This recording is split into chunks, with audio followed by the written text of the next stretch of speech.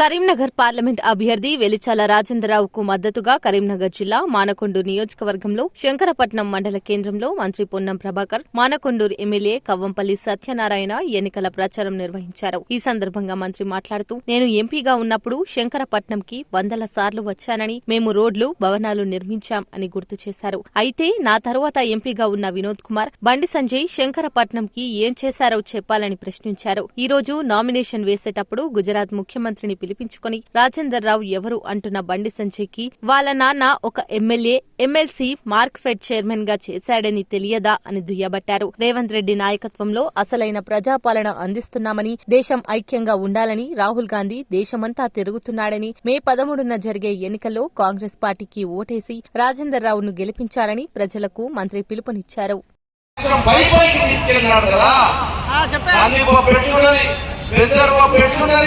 మరి ఎన్నో విషయాలు చెప్పిండు కదా మోడీ గారు.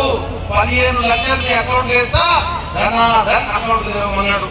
అంటే ఆ జన్ధన్ అకౌంట్ లోపల పైసలు పిల్లలందరూ కూడా నేను 2 కోట్ల ఉద్యోగాలు ఇస్తానని ఇచ్చిండా?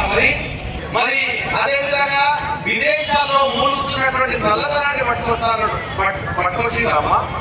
మరి సిగ్గు లేదు. ఇవన్నీ ఎన్ని రోజుల్లో చేస్తాడు?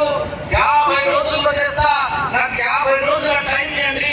నిజంగా కూడా ఈ నల్లదాన్ని పట్టుకొచ్చి మీ దేనికిస్తా, మీ ధరలు తగ్గిస్తాను వచ్చిండా, లేకపోతే ఏదైనా కార్యక్రమానికి వచ్చిండా? మనకు ఆపద ఉంటే, సంపద ఉంటే మన ముందు ఎప్పుడన్నా కనబడ్డా?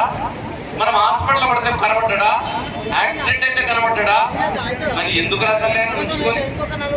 ఏం అవసరం రా తల్లి? చదువు రాని దద్దమ్మ